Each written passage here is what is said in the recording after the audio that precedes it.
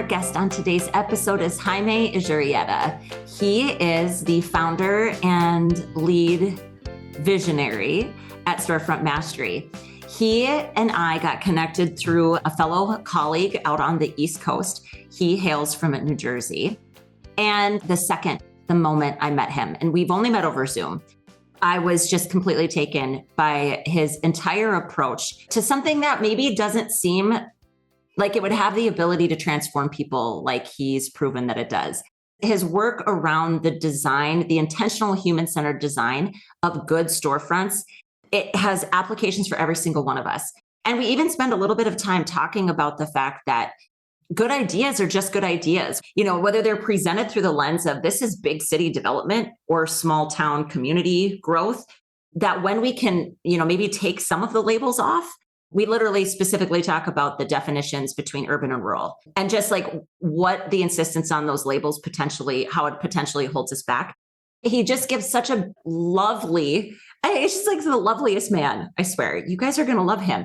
And again, I think it further goes to show that all of us are more alike than different. And I'm really, really thrilled to introduce you all to Jaime and the generous, loving principles that he shares with us related to Main Street development. So without further ado, here's my new friend, Jaime. Well, hey, Jaime, welcome to the Growing Small Town Show. Hi, Rebecca. Thank you so much. Oh, I'm so excited to visit with you. So tell our listeners what you're working on. Like, what's your work all about? And where are you in the country too? I always think that's fascinating for our listeners. Okay. I live in Montclair, New Jersey. This is a first wave suburb of New York City. We're about 40 minutes by car and 35 minutes by train. We have 6 train stations in town. And we have a major university. And it's a fun place. It has a very lively downtown. It's kind of like a restaurant hub in the area. So it's fun. It's very walkable. And I see trees when I look out my window. That's very nice. Yeah, yes. For sure. I am the founder of Storefront Mastery. This is what I work on mainly right now. Mm-hmm. Storefront Mastery is a creative agency that creates downtown experiences. And the way we do this is we work with bids and main streets and economic development authorities to gather the energy and the contributions that local businesses make to their streets. So we try to transform the way that place managers are looking at their place. And so it changes the way they manage the place. So we are trying to make the business owners see their business differently. And when that happens, they start integrating and they start interacting with the sidewalk in a very different manner. They are usually more generous with the sidewalk. When that happens, it's very easy for the place managers to go and collect these amazing contributions and create great street experiences. Okay. This ties on to tourism, ties on to economic development, it ties on to the beauty and placemaking. So I consider myself a placemaker, basically. Yeah. Okay. Love it. So first of all, you use an acronym that I think, just for the benefit of our audience, a BID is probably not something that a lot of our smaller communities have. And that stands for Business Improvement District. Is a business improvement district. Here in New Jersey, we have 2 types. We have the business improvement district, which are typically downtowns that have been designated by the city, by the council, and they are not special zoning, but special service areas where there's an organization, typically a nonprofit, that is in charge of things that are above and beyond what the city does. In the case of the Montclair Center bid, for example, which is where I live and where I consult with, there's trash collection and there's beautification and there's economic development initiatives that they're doing. There's a different type, which typically happens in smaller towns or smaller districts from cities, is the special improvement district. Okay, sure. The SID, which involves a little bit more of the community, not just the business improvement districts. It's very interesting because the way that these organizations are funded is that they have a polygon that they put on top of the city map, and everything that's within this area, this district, has an extra assessment that they pay with the property tax. So the property owners are contributing to the funding of this organization that will provide services for them. So it works very well. Yeah. Okay. And by the way, for already at this point, I hope what our listeners can hear is that you're obviously very well spoken. You're very, very warm. I told you that the first time I met you, like just a warm, lovely person. But of course, like I have this concern when I think about pairing great, amazing humans with our listeners, right? Like they may be like, okay, well, how does this apply to me in the smallest of towns? So we always just want to make sure as we're thinking through what it is that you do, what and how can it be applied in the smallest of communities? Because every single community, if they have a main street, I'll just say that, if they have a main street and they've got storefronts on it, they've got business owners on it, or they have empty buildings on it that they would love to recruit and attract people to come and start businesses, your work translates. It does. And so I'm very passionate about that I don't believe that there's like big city ideas and small town ideas. The ideas all be adjusted and fit, right sized, if you will. I mean, so that's important to me. So I'm just saying, like, listeners, hang with us. Like, if you're like, we don't have that and we don't have that, hold tight, right? How do you feel about that? Because again, you agreed to come on here. You know exactly who my audience is. We've talked about it. Yes, I think that sometimes labels work in contrary to our agenda, I guess. So we hear urban design and we are in a rural town and we think, oh, they're going to make us New York City. This is not the way it works. So urban is just a label that we have attached to looking at the way we are creating our cities and towns and villages and bringing vitality and bringing life to our spaces. Right. When those spaces are a little bit more congregated, a little bit more compact, which every town that has a main street, even though it's a single block main street with 5 different commercial spaces, which one may be a restaurant, one may be a general store, whatever, that area, that little area can be considered urban. Right. Doesn't need to have skyscrapers and 8-lane roads. It could be a very, very tiny, lovely, quaint place where people gather. Right. Thank you for that. I think that's something that we in rural places and small communities are not hearing enough. I think we feel left out of the conversation, and it's only because the label doesn't. What we need is the subheading, which you just provided. There's the overall title, good urbanism, and then we go, well, that's not us.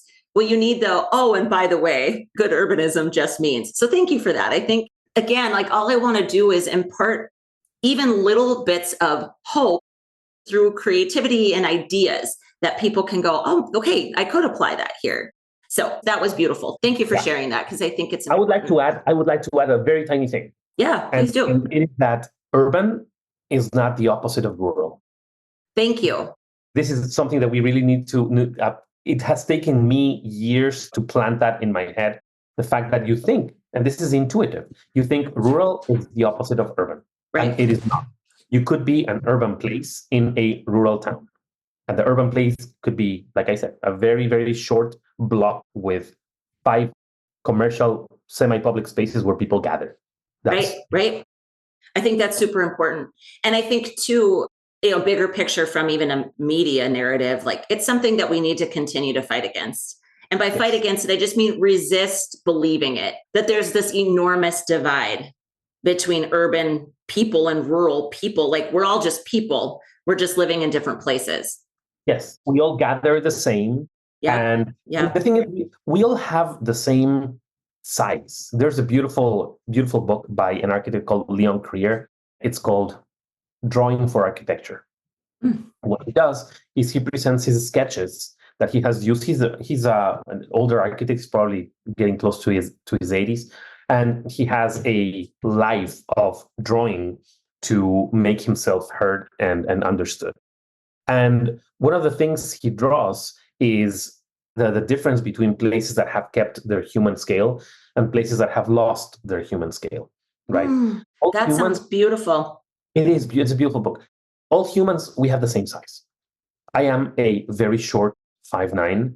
Somebody can be a very tall 6'7", but the door, we can both grab the door handle easily. We sit on the same chair. Right. We cross the same street at the same speed, probably. Right. There's not much difference. The range of sizes of humans is not that large. It's small. and the humans who live in New York City or London or Paris, these very dense, very tall, very packed cities, and the humans who live in maybe a small town in New Jersey or maybe a small town in North Dakota. We are the same size. Our doors are going to be the same. Our chairs are going to be the same. Our rooms are going to be the same. And we experience life from the human scale. And that is how things get built. If there's a tall skyscraper, for example, I walk on 34th Street in New York City, and I look up trying to find the Empire State Building, and I'll be walking, I don't know, 5-6 blocks trying to find the Empire State Building. Why? Because you do not see it from the street. You see it from far away, but you don't see, when you're standing in front of the Empire State Building, you see a 6-story building with nice storefronts on the ground floor. That's what you see, because they have created this humongous building in such a way that it will not lose its human scale. So it is always possible to do beautiful things in whatever setting you are, because the same humans are going to be using it. So keeping the human scale. Yeah, I love that. I love that. And so by the way, too, anything you mention like this, we'll make sure we link to it in the show notes so people can check it out. That book sounds lovely. It's a beautiful book. Okay. All right. So tell us more about Storefront Mastery and like what your work really entails. You gave kind of a high level view, but because again, I don't even try to hide the fact that my goal is going to be to get you to North Dakota, because you've never been, right? This would be a state we could check it off the list, which I think is always great. So thinking about what your work looks like day to day and what's really transformed through good storefront design. Just talk a little bit about a little more the nitty gritty of your work, if you would. So before the show, we were talking about how the lived experience of people brings different colors to the things that they do that are not necessarily related to what you do. So I'll tell you a story. My family in 2005 decided to open a bookstore. One of my aunts, she had been a bookseller employed by different bookstores for maybe 10 years already. And she said, okay, I'm going to open my own service. At first, it was a very basic thing in which she would order a book. Someone would come to her with, I need this book. I am originally from Ecuador and I was living there at the time. She would order the books and deliver the books to her clients. 2005, we decided to open the bookstore, and my aunt found this event festival that had a course of, this is how you make storefronts, this is how you design bookstores. So she sent me to Buenos Aires in Argentina.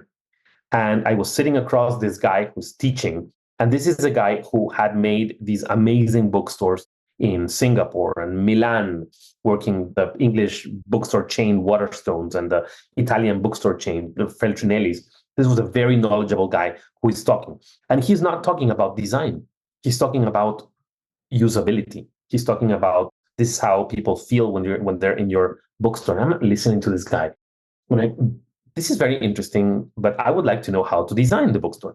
He never talked about design. He talked about details. He talked about how people are looking at the books. And for example, there's a very slight slant in the bookshelves, which allows people to look at the names of the books without kneeling. And this improves the usability of the place incredibly. So all these things that I'm hearing, and I'm like, okay, this is a very interesting angle, a very interesting side of design that I had never experienced. I am a trained architect, so this is why they chose me to do the design of the bookstore. I came back, we designed the bookstore, and it was an immediate success because we did not design a bookstore. We designed a place where people could gather and where people could look at books and where people could interact with not just the books, but all the conversations that are happening in this place. We were looking at the customer journey. This is how people come in. This is what people see. This is where people stop. This is what we want people to look next. When they sit here, this is what we want them to look at.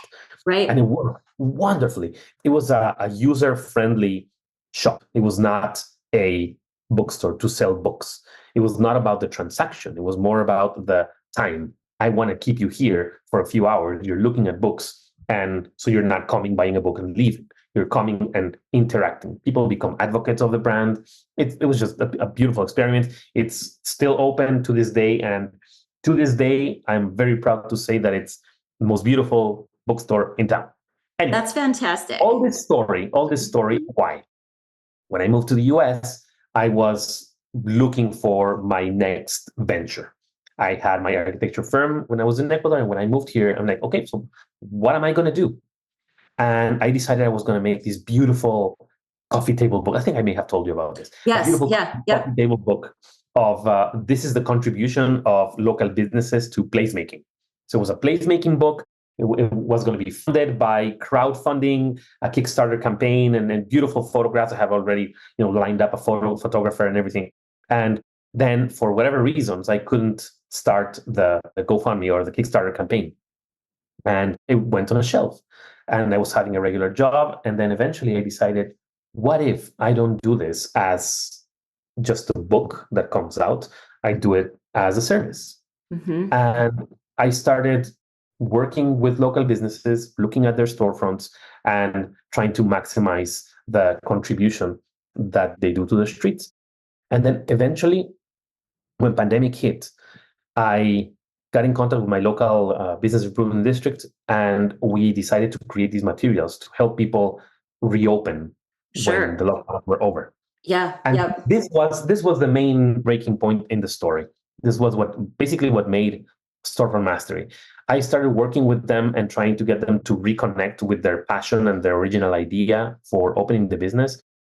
And then their lives transformed. They had time, but they were devoting that time not to their business, but to work on the PPP, I think was the loan they were offering, and the loss of stock and restocking for when they opened, and what are the new requirements for when we open, social distancing and everything. What do we have to install? We have to install these plexiglass chambers to separate people and whatever. Can I just stop you real quick? All I want to say is just stop for a moment and acknowledge. So again, I'm in the middle part of the country. We definitely saw some of those restrictions. It was tough for everybody that had a business, but your restrictions were tighter. They went for longer. I mean, that you were coming in and working with these business owners at such a tremendously challenging time. And so I just wanted to acknowledge that from the human perspective that, I mean, again, your work, and you're going to get to what it is and like how it works and what you did with these folks, but everything that they were required to do limits connection with humans. Oh yeah. Because that was the point, so it's crazy to me that was kind of a catalyst part of your work at that time. But man, am I happy for those people that they got you. Because honestly, somebody needed to come in and remind them of the humanity. And like you said, reconnect to the purpose. Everybody needed to do that. And I think having somebody with your heart and your passion and your dedication to the human part of this conversation, I really believe they probably excelled through it faster because they had you there. So just wanted to pause and say, I mean, thank you. What an incredible. I would love to think that. Yeah, please do. Please do. So it really destroyed the connections. Mm-hmm. And I tell a lot of stories. I don't know if that's perfect. It's perfect. I love it. I think we all connect through stories. There is. Thankfully, she's still there. There is a lovely Ethiopian restaurant in my town. And Ethiopian meals are very elaborate. So they're not cheap. When the lockdowns were going, people were ordering takeout or delivery all the time. Every day, people were, partly to feed themselves, partly to support the local businesses going. Yeah, for sure. So this lovely woman was not having that much business because the options are, getting a hamburger or pizza or a fried chicken, and this is easy, and you're sitting on the same table with the same lights, and everything is pretty much the same that it has been for the past 2 months. You're not leaving the house. It's crazy. And so she was not having that much business because it's more expensive to order that. And if you're going to pay $15 for a hamburger, or you're going to pay $55 for an Ethiopian meal, which will be consumed in the same exact setting. Right. Like you don't get that benefit of the entire environment to shape and mold. And you don't get the experience. When you go to a restaurant, the first thing that happens is you sit down, it smells like all the spices, and the Ethiopian music is going on, and she has artwork from her country, and she comes And she starts to talk to you about, have you been here? Oh, you haven't been here before. This is how we eat. We eat with our hands. This is the bread. It's called injera. This is how you consume the bread. This is how you consume, and this is how we eat. These are the foods. This is our culture. This is our language. And she explains, so beautiful, creates this human connection, right? So she didn't have any of that. And we created this amazing package for delivery, which was the Ethiopian experience. She found baskets, like traditional Ethiopian. They were not, but she found something very, very similar. Sure. Traditional Ethiopian baskets, where she would put this amazing kind of dish that people take on trips, and had all the different meats and all the different everything from the Ethiopian cuisine. And we sent it home with the tablecloth, with napkins, with the coffee and tea for after the meal, with the little coffee cups and the mugs for the tea. And it had a few cards. And these cards were explaining everything that she did when you come to her restaurant. So one card was explaining about Ethiopian culture. One card was explaining about the Ethiopian language. One card was explaining about, this is how we eat in Ethiopia. This is our food, and this is what you're going to eat today. And the crown jewel was a QR code where you can scan and takes you to the playlist that she had created that you could put on while you were eating this meal. I was hoping you were going to say that. I was like, is there a QR code that like goes to her in her face or something? Or like what comes next, Oh, that's so good. It was not her in her face, but it was the music. Yes, that's awesome. The music that she was playing in the restaurant. So now you can have this meal, which is different than what you have every day. And it has an added value, a little bit of added value that was so valuable during the lockdowns, because even that little change made the world of difference. Oh my God. So I can't help it. But like what I love about this is that what she did was, I think the ingredient is love. That's personally, that's what I think it is. It's her pouring, again, reconnecting to the purpose. Why did you start this restaurant? It can't ever just be because I know how to cook, right? Like there's got to be something deeper. And I just say this right now to any business owner listening, if you're feeling either burnt out or tired or spent or emotionally disconnected somehow, spend a little time and think about why you started your business. Get back to the root of that. Find the love for it, because I really do believe it's when we can ground ourselves or anchor ourselves in our love for it. And then that becomes what we either steward forward or give forward. Absolutely. In a way that people get to experience. It's just so beautiful. I would have loved that. I mean, what a unique and special thing. Amazing. Yeah. It was amazing. And of course it had a premium because it came with the boxes, it came with everything. So it had a premium. And she was not selling before because it was too expensive. And after the premium, she sold the packages for Mother's Day in the middle of lockdowns. And it was an incredible success. I was going to say, because all during the lockdowns, Mother's Day happened, anniversaries happened, birthdays happened, all these things that people couldn't commemorate the way they wanted to. And now she gives them this beautiful all-in option to do so. How special. It was amazing. So by those stories, you can see more or less the type of thing that I do. I feel like an emotional coach sometimes. I bet. Yes, because it's a transformative thing more than any design or specific economic development things. Those are serious things that I try to incorporate, but it's really more of a coaching thing. Right. Oh, I love it so much. This podcast, I just have to say for me is absolutely about love, because I love meeting people like you, first of all, that do your work differently, again, and do it in such a grounded and human connection, people-centric kind of way. It just means you're my people, right? You belong in my sphere one way or the other. And I think it's so helpful because those of us that have seen the results of what you're talking about, where we're focused more on how the user interacts with it or what people feel when they walk in or experience something. I really hope that it's a shift that can continue to kind of catch up to these more traditional outlooks on some of the industries that drive community development. Because I still in North Dakota, maybe, again, it's not uncommon for, the middle part of the country to adopt things a bit slower. That's not uncommon. That's just things kind of trends start on the coasts and they slowly work their way in. That's just facts. But I still will hear people say things like, well, that's just fluff, like they minimize the social, emotional aspects of all of these things. And that's actually at the core of life, I think, for all of us.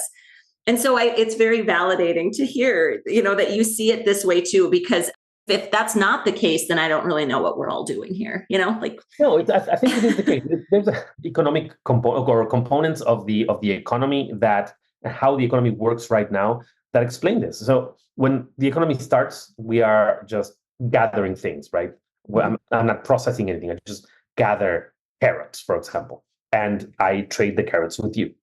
And then we go to when I start customizing that, I start making carrot juice. And I sell you the carrot juice. Of course, it has an added value. Now you don't need to process the carrots. You can save that time to do whatever else, and I will sell you the carrot juice.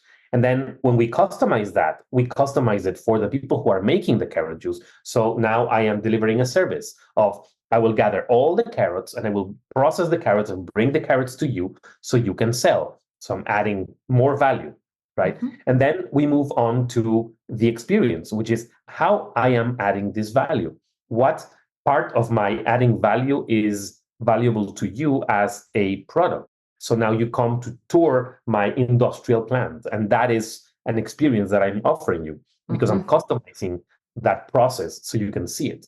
And the last one, which is happening right now, is what you talked about before. It's the transformation part. And what we do is we don't stage the experience anymore. We don't just gather the goods anymore. We guide people through that transformation. And that is your work. That is my work. That is most of our friends' works, is they are not coming to places and telling, hey, this is what you do. They're coming to places and listening and learning and exploring and basically guiding people to transform the way they do what they do. Right. And that's it's a fact of the current state of the economy that I think explains very well what we're doing.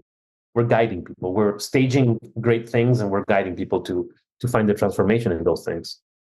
That's the whole thing, right? That humans are emotional and psychological creatures. And so if we really want change to happen, change doesn't happen without that transformation occurring.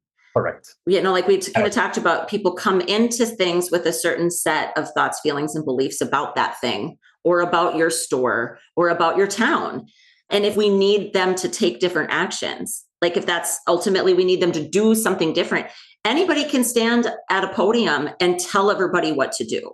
Yes. Or even tell everybody what to think. I think there's a lot of that happens in kind of traditional learning environments, whether it's educational institutions or, conferences. We were having a conversation about conferences where there's somebody that's a subject matter expert telling everybody in the audience what to think about something. And thought leadership is certainly important. So I'm not in any way trying to minimize that. The challenge, though, is that we can tell people what to think. We can tell people what they should feel. We can tell people what to believe, and we can tell them what to do. That's not the catalyst to get them to do any of those things.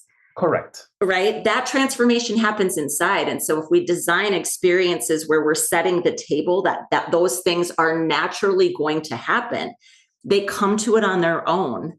It's theirs to own. And absolutely, we don't take credit for their transformation. We celebrate that transformation with them. That's the guiding part of it, right? For them, yes. Yeah. That's so good. I think that is what happens. I mean, in the old days, there would be an expert that comes to town and really actually tells people what to do. This would be the same way that an expert in the university would teach a class. Would not be an interactive class, it would be someone who is really knowledgeable about something, who's telling people how to do things. And now it's shifting. And if you look at it, everything is shifting. So the news, people are looking for news elsewhere because the anchor telling them this is what's happening. I'm not believing that. I'm trying to read, I'm trying to look. Everything is the same way now. What we can do, the extent of what we can do, is to guide the transformation and to help them ask questions. And first question is why? Why are you doing what you do? Why do you think it's a good idea to pursue this? Why is this your purpose? And the most important one, why is this a good idea to share with everyone else? Right. Yeah. Oh gosh, it's so good. Okay. So as we kind of naturally come to the end of this conversation, which I hope you come back. And again, not just come back to the show, like you're coming to North Dakota. I'm going to figure it out. Yeah. One way or the other, we're going to figure it out. But so to our friends that are listening to this, and they're, again, like maybe they're not public officials. Maybe some of them are. There's some really great public officials out there. So in no way do I ever want to disparage the entire lot of them. But a lot of times the people listening to this show are really, truly people that genuinely care about the vibrancy, the future of their communities, right? So if you could give all of those folks one thing to do, what's something that they could do to maybe start inching maybe their main street or whatever they deem to be kind of that their version of a business improvement district or a special interest district, right? What could they do to spur this activity, especially if they don't have what they think is proper authority?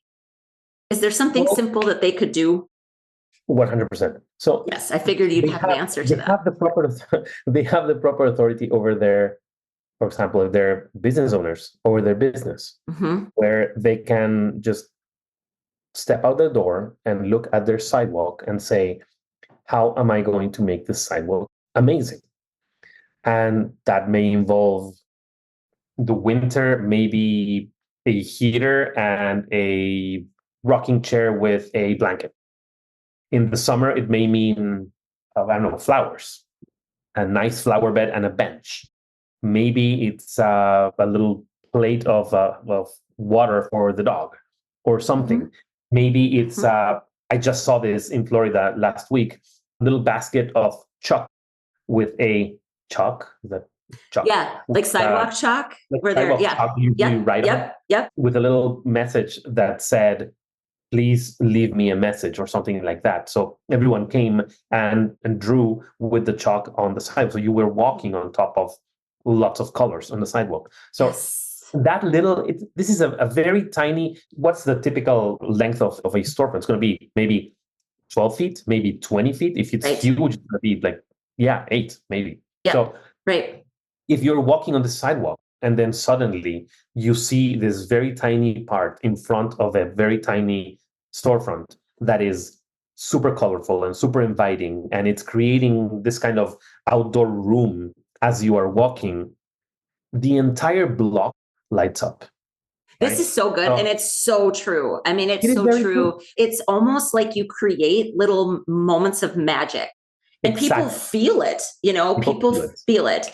As I tell you, are you feeling it? 100%. Yes. Now, and it's taking me back, to where I've experienced that. Imagine there's two. Right. Not one, but two. Yeah. Right. And the same time, as you're walking, you see the one with flowers, and then you see the one with, maybe a basket of apples. Take one. And then what if across the street there's the third one? The entire block now has become this amazing receiving, hosting place that changes the entire city, that changes the entire way people experience the city. And it costs maybe $20-$30 for a basket of apples, maybe $10 for a box of chalk, and maybe $50 for a little chair or bench. So it's not a huge expense. It doesn't take people out of their way. It's just a way of providing color, way of providing different, maybe color, maybe a smell. What if it's the fall is coming, so you start putting out a tank of hot cider, so it smells like apples and cinnamon, and it just changes the entire way people experience the place. You know what else this does? So a couple of things are coming to mind. So that's a perfect takeaway, because again, it's cheap. The only permission you have to make sure of is that you have control over your sidewalk. As long as you do, so this is again where people go, well, who do I have to ask? Most of the time, nobody. We think we have to ask a bunch of, get a bunch of permission. And most of the time that's not the case. So I'm thinking of two things this is reminding me of. Again, our friend Jeff Sigler, who introduced me to you, when he and I were walking around together in Richmond, Virginia, we were walking just through a neighborhood. This was just a residential neighborhood. And when I say it's like arguably one of the most beautiful residential neighborhoods in the entire country. So, it was pretty spectacular. But there was a person who had on their in front of their home. Again, not a business. So when we're talking about your ability to do this as a business owner, there's really no excuse. They had just like a little sign that was sitting out there, and it had a question on it. And all it did was encourage you to walk by and answer the question. And the question, one of the ones I'd taken a photo of it because it was so charming to me. The question was, where would you never want to live? That was just the question. Just, where would you never want to live? And so Jeff and I stopped, of course, and we looked at it because we're both like community placemaker people, right? And so you chuckle and you kind of laugh. And so it just, something like that too, to get people to engage. And the cool thing is what you're talking about is do whatever is an extension of what you're giving them inside too, potentially. Like you, not just your stuff, not just your merchandise, not just your services, but you as a human. I'm absolutely going to do this, by the way, the sandwich, the little, sandwich board that you can just write questions or answers on. I love knowing what people think and what people feel. So that was the other thing I thought I would add because your list was amazing. And I think the second thing this does that it's a really amazing ancillary kind of secondary benefit is it actually draws more people onto the sidewalk. Oh, yeah. So like if people are thinking, because again, our town is small and you might say, well, so if you sit out there or if you're actually physically out on the sidewalk, you might think, well, what if I only see 2 people in an hour or whatever? The truth is, the more of us that would do that, the more people we'd see. It actually generates interest to come out onto the street, which is so special. And that's also where community happens. Correct. That walkability, we can increase our walkability of a main street or whatever area we deem to be where this stuff is going to happen. We can increase the walkability simply by doing that. Correct. And one thing that is unique to downtowns or main streets or even your small little single block of shops in a very small town, what's unique about them is that the actions of one that brings people to the sidewalk will benefit everyone else because it's such a geographically constrained area that if I water my plants and someone comes to my shop, they will inevitably come by my neighbor's shop because that's just a physical reality. You cannot escape that. You cannot materialize inside of my shop and then just materialize out. You need to be, even if you park right in front, you will experience my neighbor's shops. Right. So that is an incredible opportunity. And 2 things that I keep telling people is that, number one, they need to want to be the reason why people come to the town. Mm-hmm. You be the reason why people want to come. And then the second one is that if you have a shop, if you have a store, if you have a business in town, your project is not your business. Your project is the downtown. Your project is the main street. Your project is the district. Because this is how you grow by growing everything around you. Right. Oh, it was so fun to chat with you, Jaime. Thank you so much for coming on the show. And again, reminding all of us, I think a big takeaway for me is just that we're all more alike than we are different. And even if we're in completely different places, completely different size communities, we're at the end of the day, we're humans. And humans have basic core fundamental needs.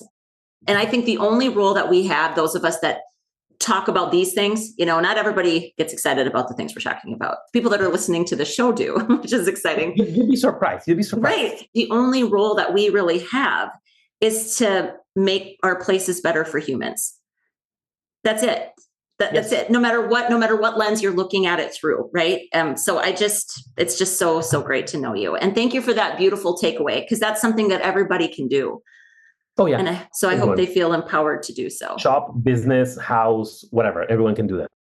Thank you, sir. Come back and see me again. I will. Thank you so much.